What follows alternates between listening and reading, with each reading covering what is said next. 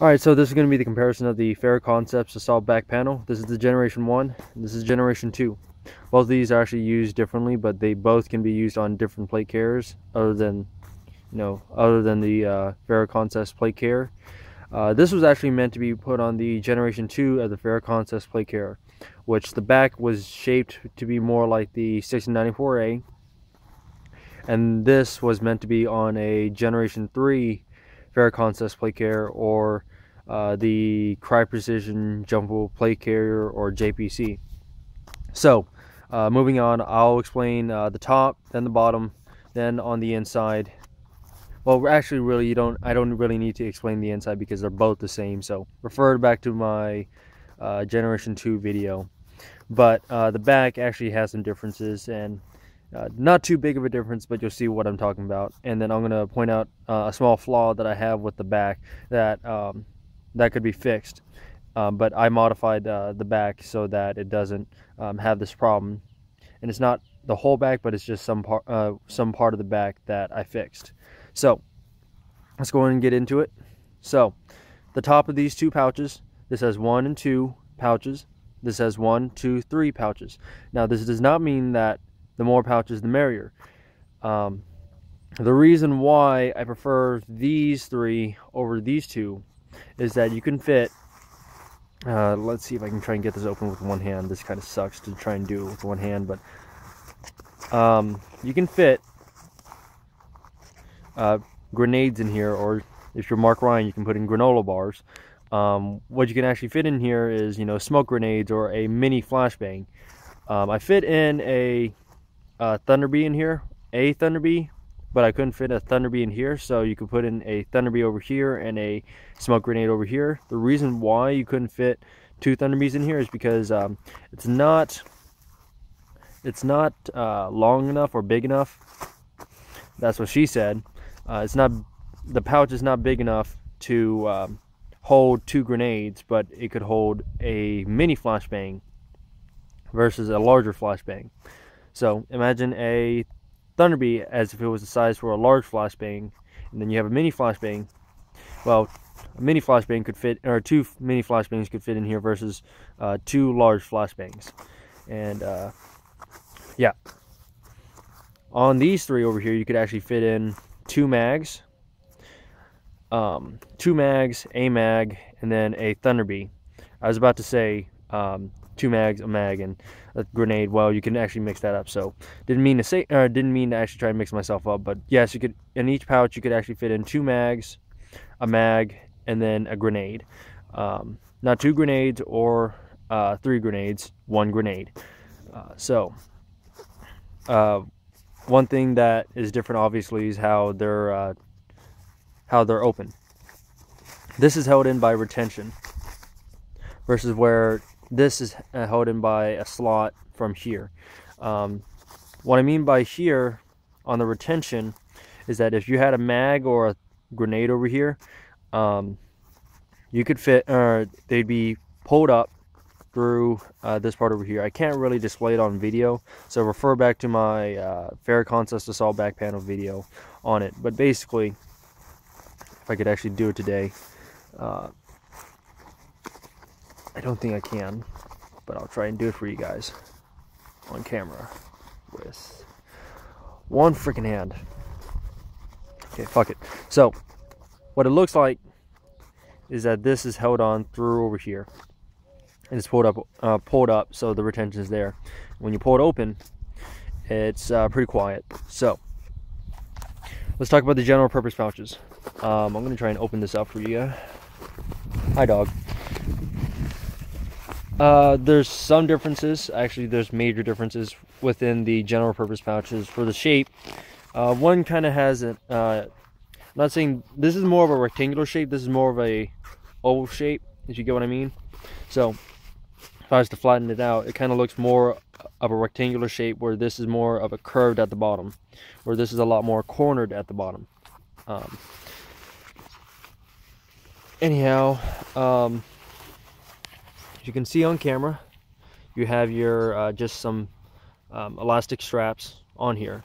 You can put in maybe more granola bars or some grenades in here. or just some, you know, extra stuff, maybe your keys, your cell phone, or maybe another spare map in case you lose your actual map that you carry in your front. I don't know. And then in here, I'll try and show it to you. But as you can see, there's a net over here, and once again, elastic straps. And this net is good for dividing up or, you know, organizing your general purpose pouch. We're saying, so you could have your IFAC in the back, and then you could have past the net is maybe your just some extra stuff. I'd probably put my inhaler over here just in case or something like that. But yeah. Now I'll just touch on the hydration portion, or the hydration pouch part of the back panel. This does not come open like it does on here, but of course you can open it up here. But as you can see, if the camera can focus today, you can open it up, or you can have, you know, maybe your hydration tube through here, and then, you know, your hydration tube over here. What you'd probably have to do is you'd probably have to put your hydration tube from the top versus to the side. Anyhow, let's get on to the back very quickly. So as you can see, cloudy brown and then a multicam back. I'm assuming they did this for budget purposes. You're probably not going to see, you know, the multicam back part of it, so cloudy brown is probably cheaper. That's understandable. One thing that's kind of different, as you can tell, is that you could, like I said before, this could be fit onto a 694A, and this could be fit onto a JPC style, but this can also be still fit onto a 694A. I'm pretty sure this could fit onto a small JPC. This could be fit onto a medium-sized JPC. The reason why I say a small JPC on here is because the small JPC can only have 2 slots of 2 columns of moly on the top, where on the medium you have 1, 2, 3, 4. So this could fit onto a small-sized JPC, and this could fit onto a medium-sized JPC.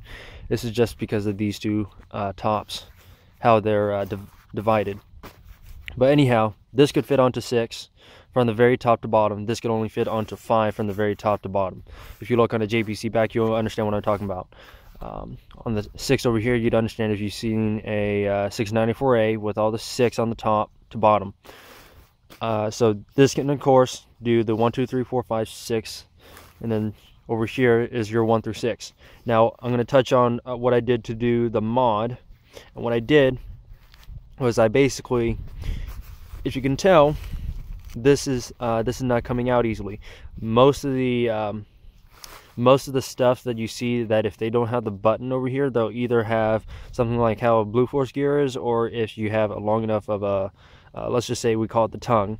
The tongue basically sticks out longer than just that 1 inch, and it sticks out about 2 inches so that it stays in.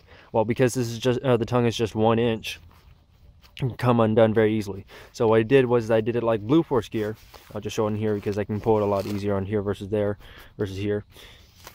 Is that I glued on Velcro on here and put glued on Velcro into I can't pull it up, but you get what I mean, is that I put Velcro inside I don't know what to call the loop portion, but basically put the Velcro under here. It was kind of complicated to do, but it's not too hard. What I basically did was I put glue on the top of the Velcro and slid it under, and wait my 24 hours or something like that for it to you know, settle down.